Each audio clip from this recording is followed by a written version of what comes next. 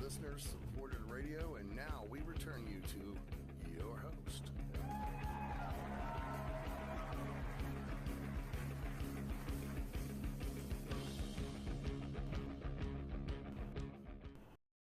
Hello and welcome to Platos Cave, another edition coming to you from Australia, the land down under, for Revolution Radio on revolution.radio. That's right. And it's still listener funded, which means if you can donate, please do. Any kind of currency is good, including crypto. Go to the homepage, revolution.radio. There's a bouncing ball you follow. It's real easy, but maybe you can't donate. That happens, and times are tough all over. They really are. They're not going to get any easier. I hate to say that. We can talk about that for a second, for a second, not too long because it's depressing. You can tell people about the station, tell them about the shows, tell them about us. If you see us out in the wild, like, subscribe, comment, share. All these things are good. And thank you again for viewing our shorts. Much appreciated, especially the recent special edition from Sunday on Shiny Side Out, where we had both Solaris and Lady B as our guests. So that was pretty cool. And you'll see shorts with their faces and voices propping up as well. So thanks for watching those. Thanks for sharing, etc., etc. Now, you can listen to us anywhere on any platform or at home on a Grace Tabletop Digital Radio, which is very comfortable, with a hot cup of cocoa, or if you're up in Australia now, it's getting hot, but maybe some cold drink, some cold drink. Yeah, that's nice. I like lots of ice in whatever drink I have. Now, before we start broadcasting at you in anger, we would like to acknowledge the traditional custodians of the land from which we are broadcasting. And for you, Dave. It's not me. I'm not muted. It's the Dark and Jung. Thank you, sir. And for myself, of course, the Darak people. And we'd like to pay our respects to elders past, present, and future. Yeah, it was fun on Sunday, I got to say. Had two lovely guests, and we discussed a lot of stuff. And as I'm posting the clips, and I'm re-listening to it, Dave, it's funny. Zoe was talking, and Solaris as well, but everything Zoe said, pretty much, we've said probably like a million times on the shows as well. Mm-hmm. Right? And we didn't prompt her. This is the thing. Like, there's no script. We're just talking off the cuff. This is what Sunday was. Just 2 hours of stream of consciousness, really. But it is really interesting, in my opinion, how much overlap there is in opinion and observation and experiences, even. You know what I mean? I thought it's nice to see that, because the thing is, you always wonder, are you on the right track as a researcher, as a seeker of truth, if we can call ourselves that, because for the most part, we're swimming against the stream. Okay, we're like that salmon, going back home to procreate up the stream, the wrong direction, and sometimes it's lonely, and sometimes it's dark, and sometimes it's confusing. I think that's probably the best word, and you don't know if you're on the right path. Is everybody else really wrong? And I'm not mean everybody else, but the majority of people, are they really wrong? But then I'm reminded of, and I want to say, I think it was Mark Twain who said this. Whenever I find myself the majority, I quickly reevaluate my position.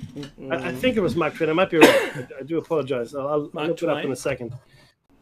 I think it was. Mm-hmm. I think it was. Whenever I find myself agreeing with the majority. But no, what do you think, Dave? It was nice. It was fun, right? Oh yeah, it was really good fun, and they're great. They're great hosts, independently of each other, and collectively, I think it was kind of like the Beatles. Mark Twain. Told you Mark Twain. So, what I say. So it's my heckle fish. So each of us on our own have talent. Put us together, and it becomes a completely different kettle of fish. The music's better when the Beatles were together. Independently, not so much. just putting it out there. You can hate me all you like, but there's something magical about you hit a certain size scale. It it works in business, it works in music, and I think it works certainly when you've got a lot of people talking. And it was a lot of fun. And we kept talking after the show. Poor Solaris. It was 3:00 in the morning when our show finished for her. And we just kept going. She only had a couple of hours sleep for the next day. We showed them the tech we used, and I think we're going to see some more come from them, because it is so easy, really, to do what we do. I do like it. One thing, Mackie, I've noticed, in business, there's very few people that can talk without saying or ah. Very few. They use it as a pausing mechanism. And while they're thinking, they say something because, there's got to be, you can't have silence. I've noticed that more and more, and I hadn't really noticed it outside of the game that one of my friends used to play. He was part of Vic, Todd and Kim. It was Vic Davies, Club Veg, one of my friends. And he did a bit on his show where they would just get some hapless caller to talk for 2 minutes on a topic without saying or ah. If they got through it, they won a prize, like an album or something. And if they didn't, that's funny. They were just a laughing stock. It's very funny.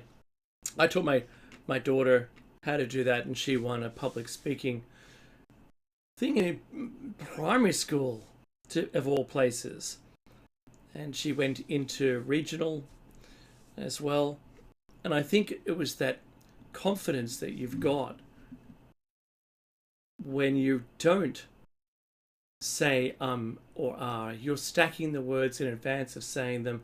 Doesn't necessarily need to be a gap, and you have a constant flow, a stream. So we had streams of consciousness, Mackie, on our show on Sunday. That's what happened. That's exactly what happened. Crickets. And it's fun. Mackie. Can you hear me? I'm talking. You can't hear me? Yes, I can hear you. You can hear me? Mm-hmm. Oh, okay. No, it was fun. It was fun to do it.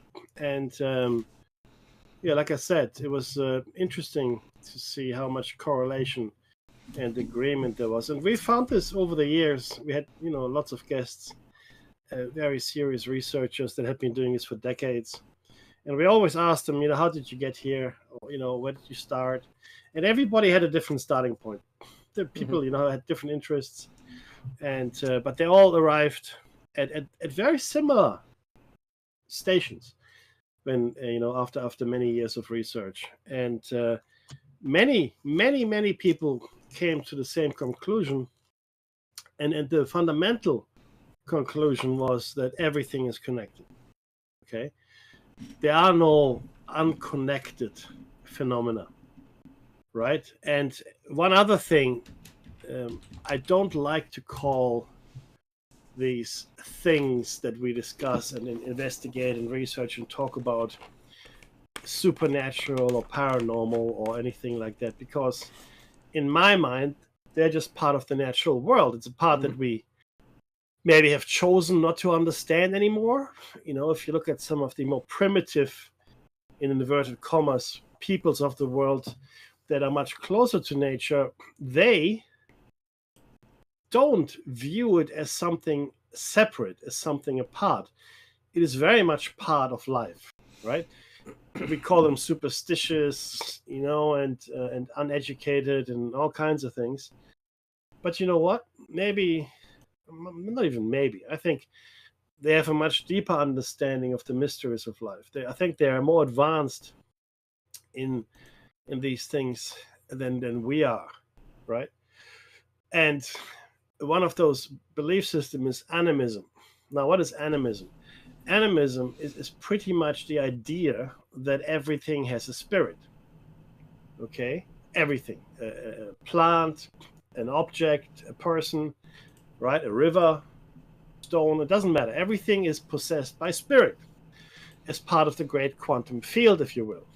And the thing is this: if you go down to the smallest bits of existence, the smallest bits of reality that we can observe meaningfully, like a photon or an electron, right? And we perform experiments.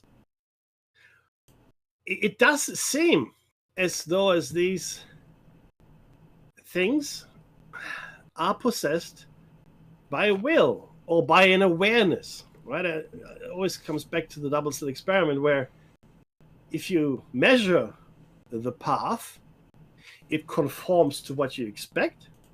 If you do not measure the path of the electron, it doesn't conform to what you expect. There's no good reason for that. You can't explain it away, right? And maybe there's truth in the fact that everything has an animus, a spirit, a house.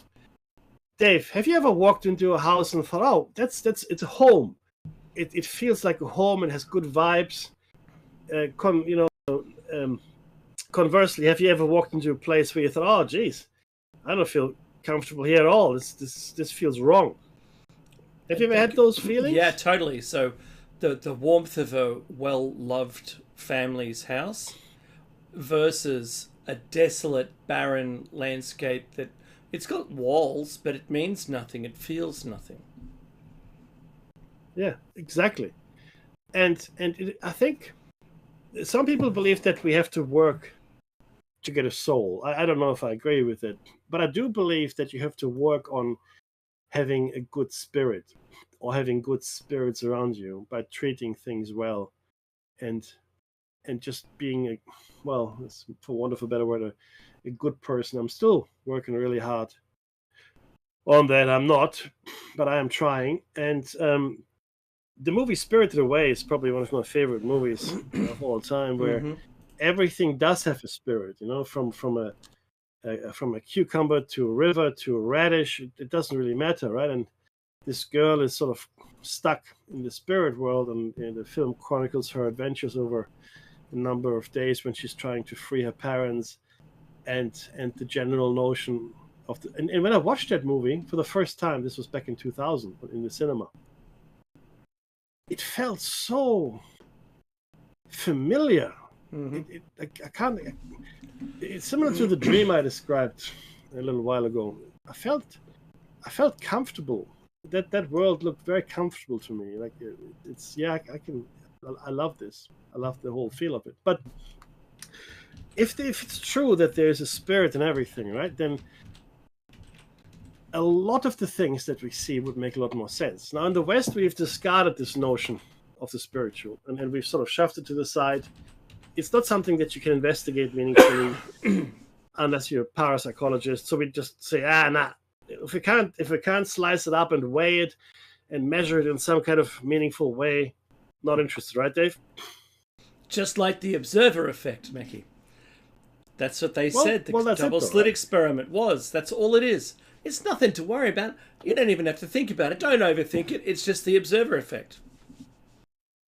Yeah. In fact, on Sunday, I went to an 18th birthday lunch, and the parents are both doctors, and I was just having a chat, and then all family friends. We've known each other for a long time, and we're just talking, and we're talking about the placebo effect, right? And I said, so some medication works, some doesn't work, but sometimes in a test environment, people are given a sugar pill and other people are given the real medication. So the real medication still works, but oddly enough, the sugar pill works as well, right? Yeah. Right. And he goes, yeah, that's the placebo effect. I said, yes, that's it. That's what we should be studying. Because I asked them, what happens in the placebo effect? Why do they get better? Because they are getting better. Why? Oh, it's the mind. I said, yes. And he was sort of smirking. He was sort of smirking and I mean, yeah, sure, whatever you say. But at that moment, I realized, especially if you're brought up and taught in the Western medical establishment, it's very hard to discard all of that science and accept something as simple as the mystery of the placebo effect. Because the thing is this, you actually do get better. It's not like you just think you get better. Mm-hmm. You actually get better, as though you had taken the medication. How? I guess the mind does it. And I said to him, that's what we should be studying. Mm-hmm. That, and he sort of didn't really want to think or talk about it anymore, right? Because it's too far out from what he can accept. But which is fair enough. I'm not judging. I'm just saying that's where we are with a lot of medicine, where we just don't acknowledge that there could be a lot more to healing a body than aspirin and a bone saw, right? Mm-hmm. So, not that we should ever discard those, but you're missing out. It's really, I'm missing out. That's it. You know what I mean?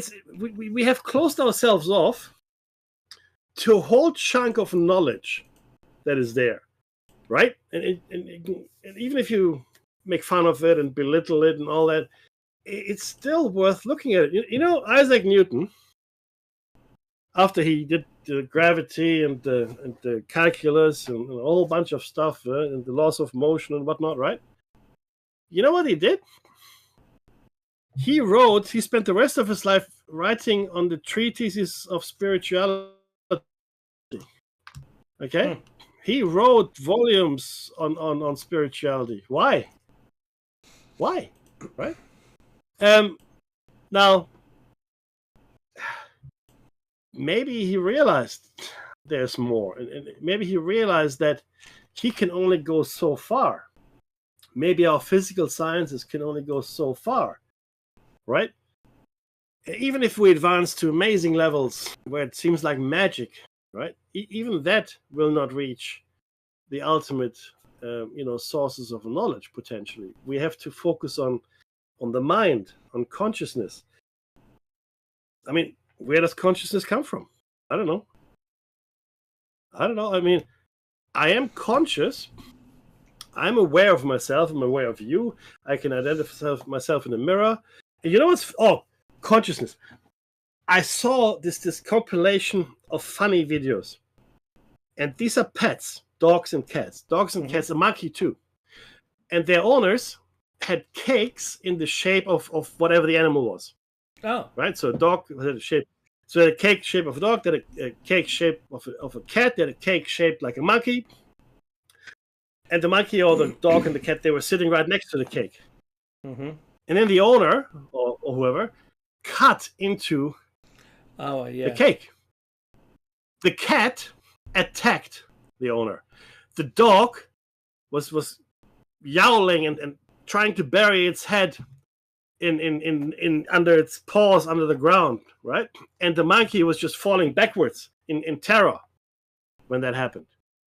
So these animals are aware of what they look like, and they're aware when you're cutting into something that looks like them. Mm-hmm. Just want to, I mean, obviously that wasn't the point of the video. It was just meant to be amusing, but to me, that's proof of consciousness. Do you know what I mean? These animals, they're conscious, they're aware, they know what's going on. And if you cut into a cake that looks like a monkey, the monkey's going to freak out, which it did. Mm-hmm. Which it did. Amazing. Don't upset the Wookiee, Amazing. Mackie. Don't upset the Wookiee. You haven't seen him rip a man's arms off. I have not. I have a good news story. What's that? You remember the insulin? Mm-hmm. So we had the insulin story where with CRISPR we are now able to give a person the ability back to produce insulin, even if you suffer from type 1 diabetes. Now this next thing, there are Japanese researchers, and this is actually from dentistrytoday.com. Researchers in Japan, are developing a medication that may allow people to grow new teeth, and they are hopeful to have it ready for use like for the general population, by 2030. So forget implants, forget having gaps. Yep. This is regrowing your teeth. The nirvana of dental care, if you will. It doesn't And stop there. apparently, apparently a lot cheaper once it's commercialized than implants. Now I have an implant. That implant cost me $10,000. Okay, because now like mine was complicated because I left it too long and my jawbone had decayed too much. You know that the bone disappears, right? So they had to put cadaver bone into my jaw and then put the implant once the sort of the tooth had grown up a bit, and then they put it in. So it was a lot of work. So I'm not begrudging the money. It was my fault. I should have done earlier, right? But that's astounding. What do you think what's gonna go further there? Well, they're studying the axolotl so that we can grow back our own limbs. Imagine that. Just imagine. Yeah. Only a flesh wound. It's like and all of a sudden the Monty Python sketch is no longer funny. So it's gonna grow back then, is it? A tiger in Africa. I like when he gets the pipe and uses the part that is in his mouth to tap the wound. That's gold. No. It is so good. So, like, I wanted to. I know I've got a story here. There's two stories, but I'll do this one first. And it is. I've got to go to middle screen. There was a CME yesterday from the Sun, and one the day prior, and there looks like they're going to catch up at the same time for a collision with the Earth. But that's not where the story stops. You know, have you ever been to the beach and there's one wave and another wave catches up to it, but just at you and it doubles in height? Yeah. Same. So the strength of the one that's the second wave, it's much faster in catching up to the first one. And it's a direct hit, and, well, it's probably going to be a G4, if you know what I'm talking about. So I thought, oh, that's interesting. And then just a couple of hours ago, there was a huge X-class flare that went off in the, let's call it the upper right third of the Sun, Earth facing. But the shock wave is visible across the entirety of the Sun. The top circle, I'm circling it, is the most obvious, but when you look at the corona, you can actually see the corona ripple all the way around. And thinking about the size of my mouse on screen is the size of the Earth, and how much this went through, say, let's call it the atmosphere of the Sun as a huge blast. And now it is, where is it? It's now going to come towards us. And we hope it doesn't all catch up at the same time, because this one is a full halo. Oh, let me see if I've got that. I've got the animation here somewhere. Oh yeah, that's right. I've got it here. So in this one, that residual is the prior to, and then that was the X-ray, and then Bush. You got a full halo CMA coming behind the others. So if they all caught up, we might get a G5, and that could be, let's call it aurora at every latitude. Meki. Okay. It depends. So the iron storm. So yeah. This is a massive iron storm coming it's our huge. way. Okay, yes, keep going. It's absolutely huge. So it could be an aurora at all latitudes on Earth, and if the magnetic if the magnetic pulse is upside down, it could, it's already going to disrupt satellites and mobile phone transmissions, household Wi-Fi. It's going to be causing magnetic disruptions there. We talking? Could, not Carrington event. It would have to be stronger, and it only depends on the magnetic pulse or, you know, the orientation of it. And if it's upside down, then it has more magnetic disruption to the Earth and can force the flexing of our shield, which once it collapses and springs back, causes power outages. And that's what the Carrington event was.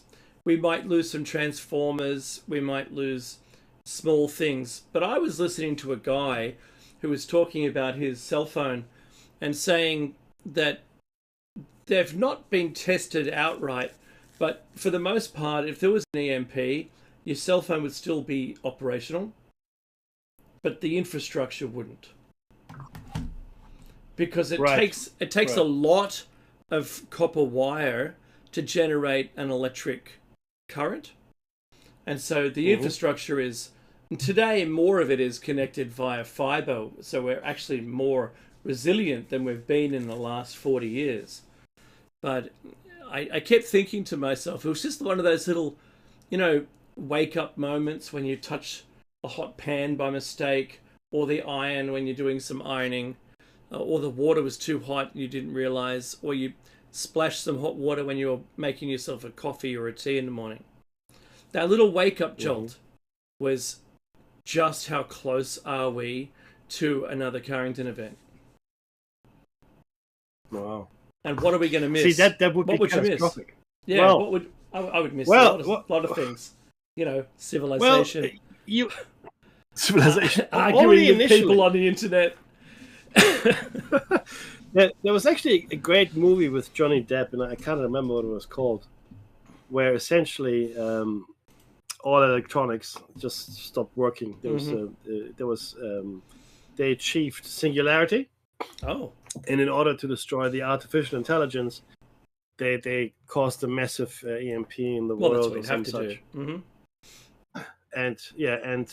It essentially just it got rid of all electronics, and people are using, you know, like MacBooks, for example, as doorstops in this new world now, right? Yeah. But it was fascinating. It was a really interesting movie, and it was actually Johnny Depp, the scientist, who created this AI, which sort of became himself. So he put himself into digital form, and I can't remember the movie, but it's really worth a watch, and it sort of describes what you're proposing here. What would it look like if, in fact, it all went? There's another TV show that was called Blackout. Was it called Blackout? I can't remember. But essentially what happened was there was a massive event. Uh-huh. Oh, no, but I'm not sure if it was called that, but essentially what happened, there was a massive event in North America, and we only know about North America in the show. We don't know about anywhere else. But it took out all electricity. Essentially, it rendered all electronics unusable for whatever reason. And it just followed the decline of society and how society would develop and what society would look like. And it would look like a lot what society looked like in the 19th century, right? Where steam engines and alcohol engines and such were, I mean, they would still work, right? The only thing not working would be anything electrical, right? Yeah. I mean, there's a lot of people have thought about this and trying to come up with scenarios what it might look like. I find it fascinating to speculate about these things because it's something that could happen if there were a Carrington event again, right? Yes. And back in the day when it happened, the first, or not the first time, but you know, in living memory, well, more or less in the 19th century, it didn't matter because society was not built on electronics at all. We had the telegraph. In fact, it was helpful because, but the telegraph worked without any electricity. That's how much charge there was in the atmosphere, which was great, right? So, you could do all kinds of things back then. And but today, if it were to happen today, because we are so addicted to electricity, right, and to electronics, and I mean, Dave and I grew up in a world that was pretty much very low tech compared to today. We had televisions, Mackie. We had televisions and phones. CRTs. That's right. So there wasn't very much at all as far as technology was concerned. Even the cash register at the local store was a push button one, like an old typewriter. Yeah, that's right. That's right. We And we it we worked. lived into the first digital watch era and the first electronic calculator. We lived through the time, according to Douglas Adams, when people thought a digital watch was a good idea. That's a brilliant line. But I had one. I had Yeah, I me had too. a Casio. I did. I was very happy with it. I had a light. I loved it. But the thing is this, though, right? And the older generation, people, 40 and above, 40 and above, I think, they could survive. They could get along. They could, find their way back to the olden ways. Whereas the younger generation, especially people born after 2000, would have a really hard time, in my opinion, to adjust, because so much of their life depends on electronic devices, their friendship groups, their interest groups, what they follow, what they do, how they do it, how they search for things. Imagine having to teach people how to use books again if they want to look something up, right? Go to the library if you don't know something, and get the information that way, or God forbid, talk to someone and see what they know about it. I've got a description of how they would survive it. They would rot in place. That's what would happen. You reckon? Yeah, they just rot in place.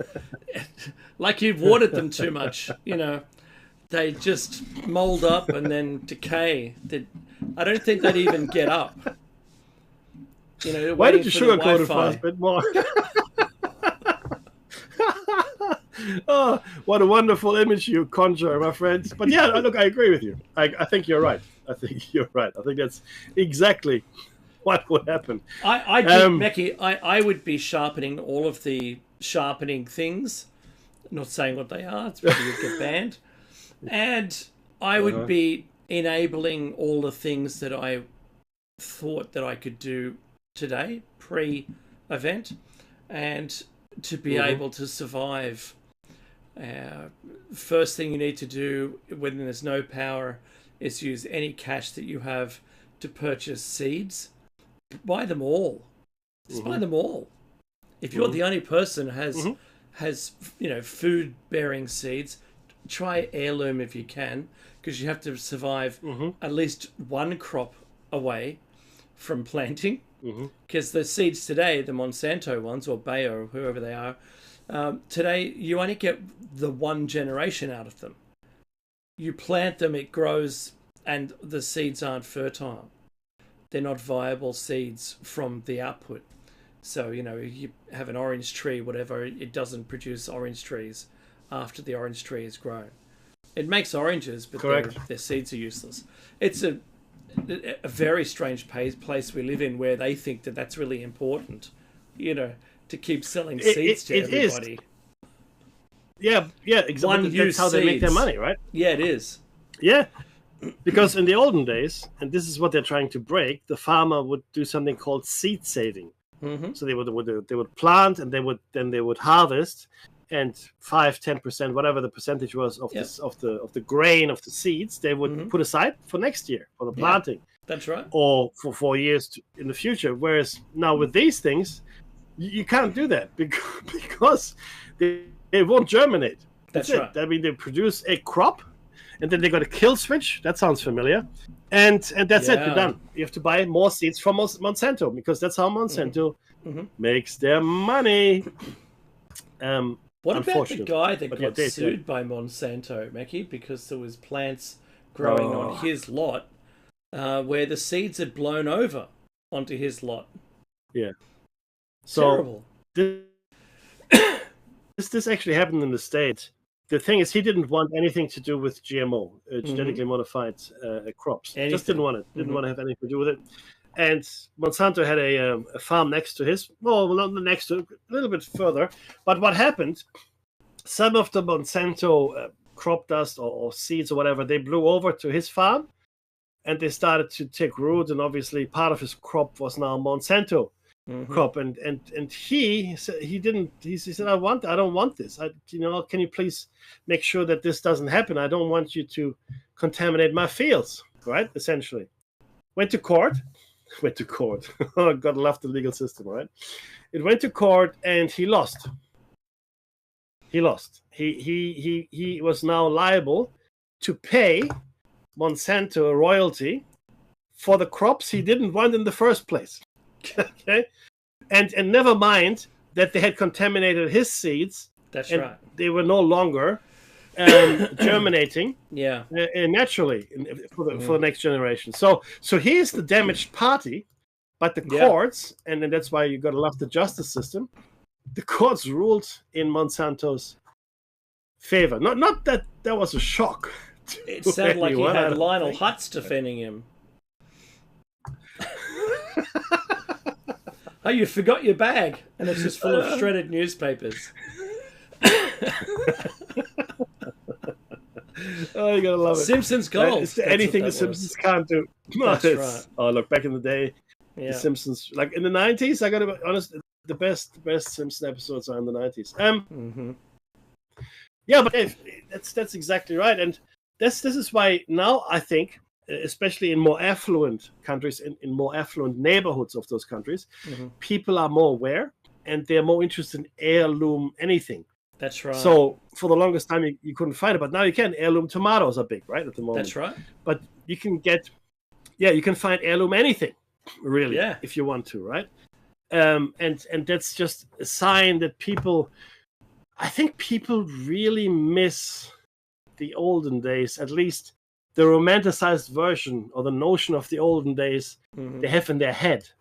Yeah. Right? Now, I can tell you that notion is somewhat flawed, because you do want indoor plumbing and penicillin. You do want those two things. Okay? No matter where you are, whatever century, make sure you get penicillin and indoor.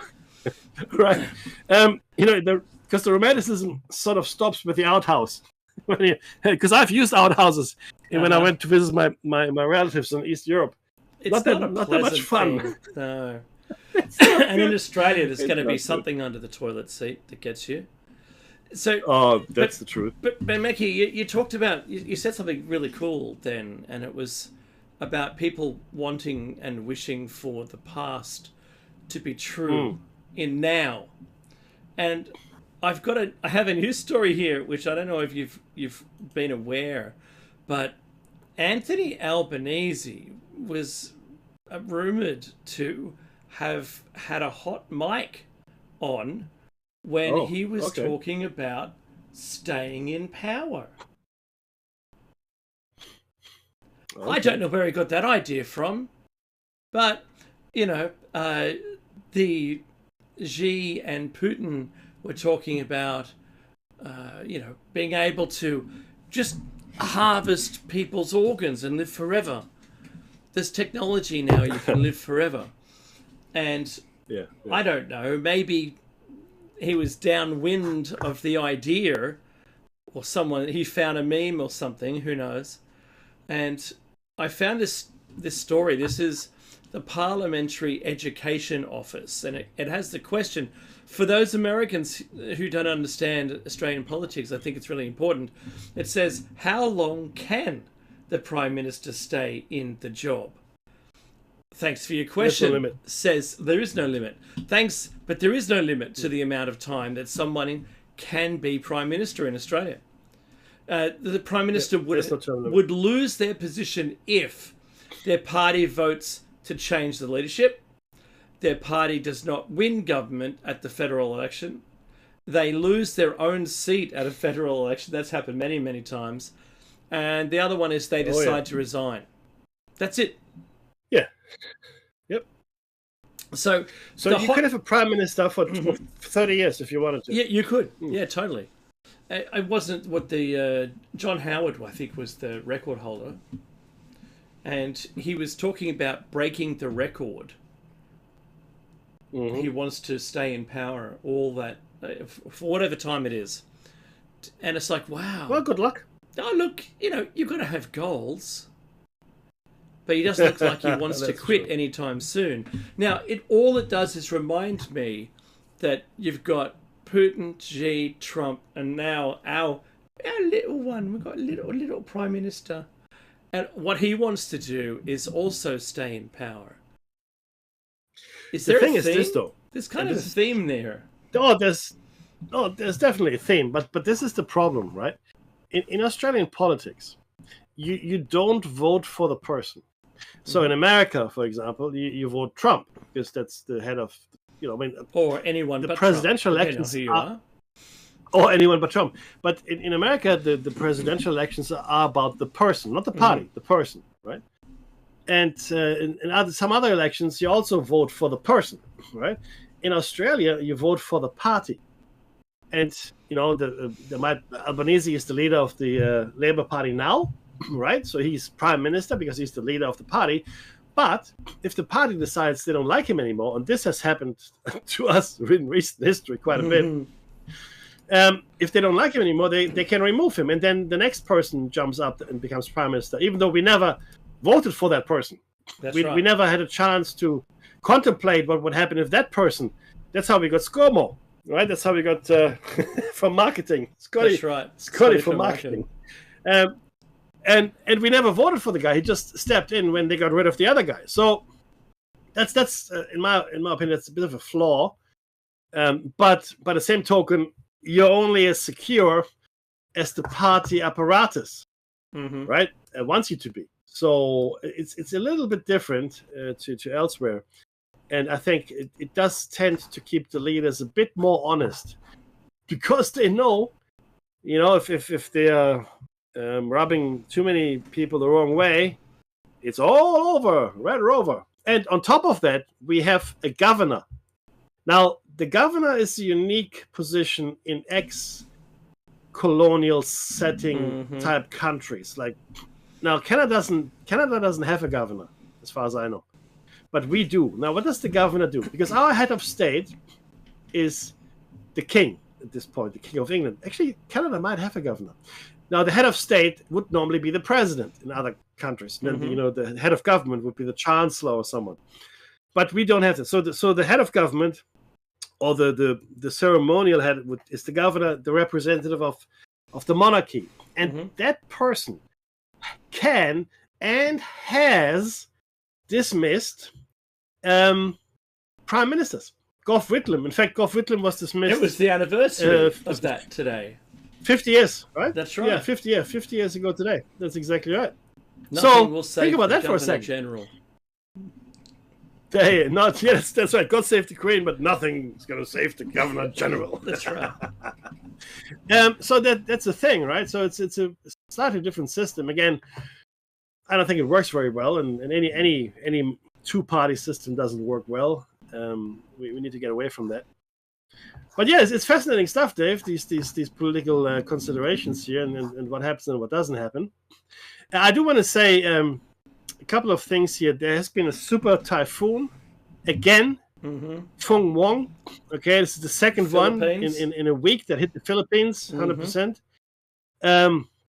Which is, I mean, that's dreadful. Another interesting thing is that Ahmed al-Shara, who is the leader of Syria now, who was, until last week, a terrorist with a $10 million bounty on his head, came and visited Donald Trump in the White House. So things can change on a dime, clearly, these days.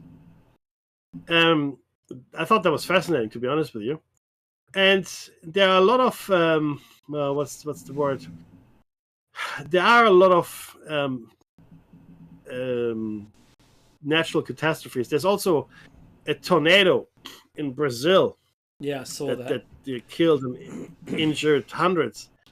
Not to mention what happened recently in the Caribbean, and it's just these storms. They're not more storms. They're not more storms. They're not. The same, pretty much the same number of storms and whatnot, but they're stronger storms than we used to have, right? They're stronger and they seem to last longer. And 240, 250, 280 kilometers an hour, Dave. Yeah, well, that happens. That's insane. if you heat up the ocean temperature, the surface temperature, just the surface, Yeah. it to 32 degrees, it evaporates water more readily than any other temperature range. So up until then, not so much. Hit 32, and it's accelerated tenfold as evaporation. And that warm, moist air, just a little bit of shear, and you've got a rotation, and it's all over. And that recent hurricane that hit Cuba, was it Cuba? That went to a Cat 5 in 6 hours. From a storm to a Cat 5 with 200 mile an hour winds in like less than the amount of time that you were at work during the day. Happened at night, and really people didn't have any clue. So that's all it takes. And if you had an ocean of 32 degrees, it would just be relentless. And think about how large these storms could grow. And one of my predictions, Becky, is that there's a storm that circles the Earth at some point in the future that just keeps going around. Like you know what? That's like, not so far-fetched. Yeah, like the eye on Jupiter, right? And so I was thinking the same thing. it only takes the surface temperature to be consistent around a band. So down to the Capricorn line, right, is enough. If that band around the middle was that hot, there's the least amount of land masses to get through.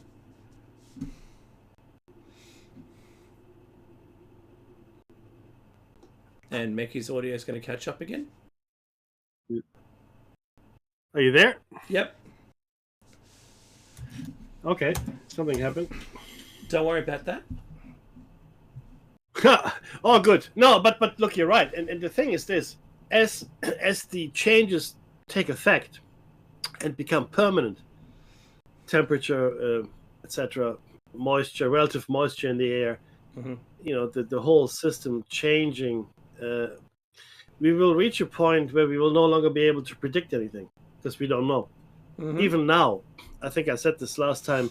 In Australia, the conditions that are now prevailing are such that the scientists, let's call it the predictability of farming.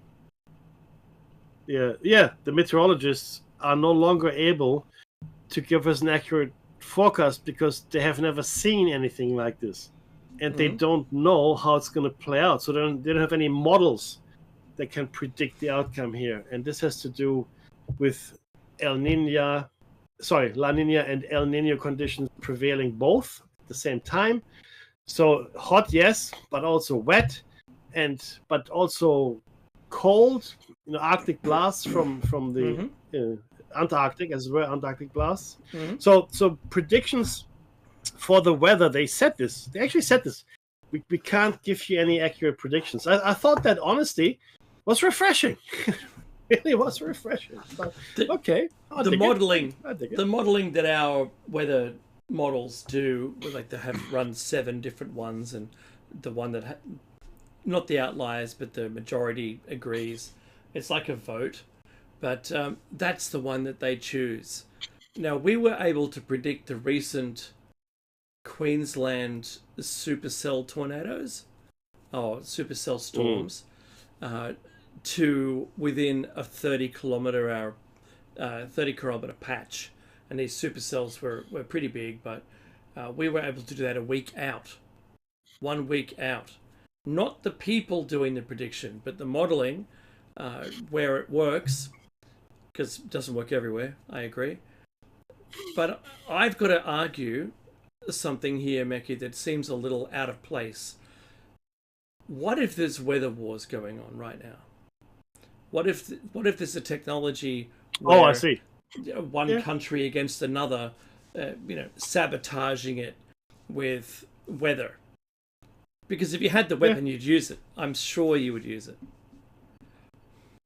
Well, Tesla arguably had something in his arsenal, right? And arguably, the FBI and therefore the American government took it, and it was actually Donald Trump's uncle who reviewed those Tesla documents, believe it or not. So yeah, I think that's absolutely possible.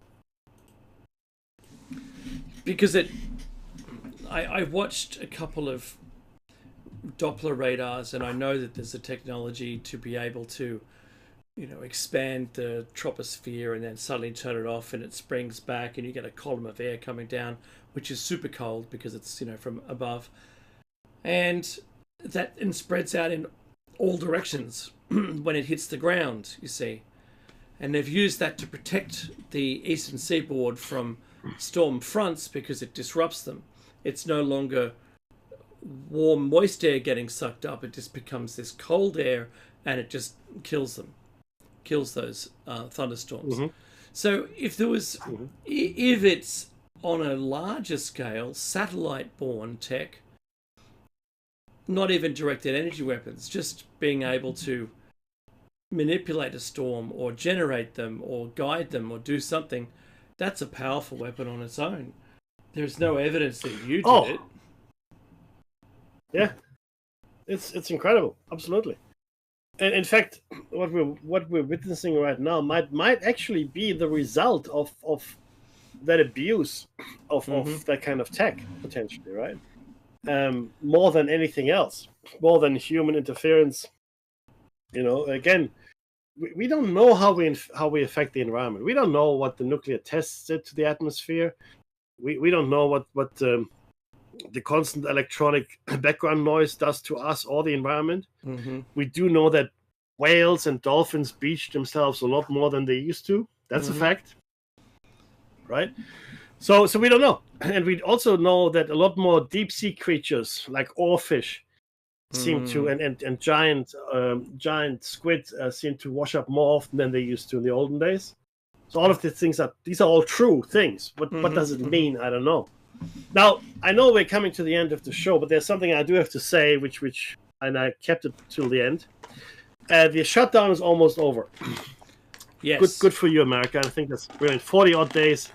Insanity. The longest shutdown in the history of America. Funnily enough, the Democrats gained exactly nothing because 8 of the Democratic senators, I think, went and voted to end the shutdown. And the funny thing is that those are senators, and as far as I know, that are not going to stand for re-election.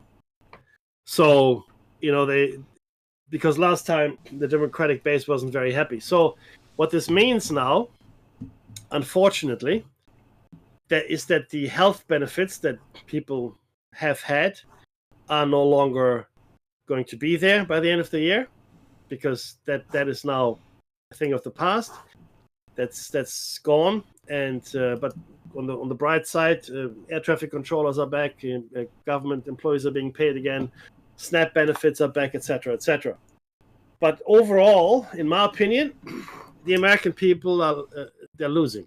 They're losing with this reopening of the government. It should never have been shut down in the first place, and I don't understand how a civilized country doesn't understand that healthcare is a fundamental right. Mm-hmm. I don't get it, Dave. I really don't understand that logic. Is the head of Nestle also the head of health? If you remember that water isn't a human right, is what the head of Nestle said. Yeah, that's what he said.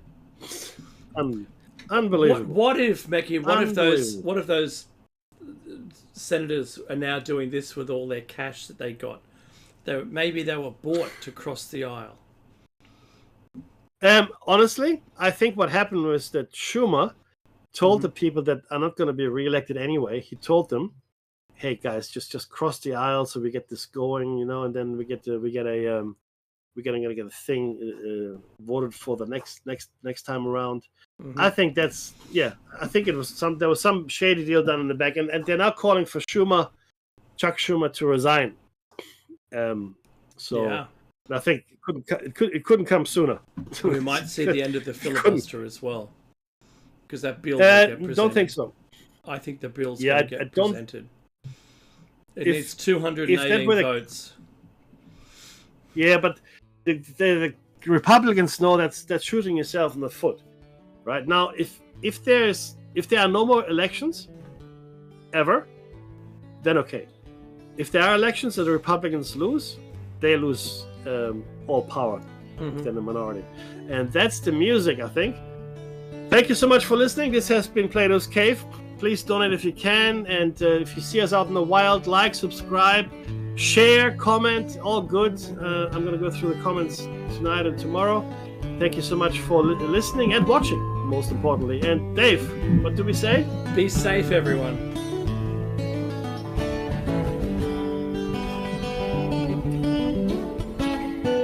Listen to Revolution Radio at freedomslips.com, and we'll be right back after this message.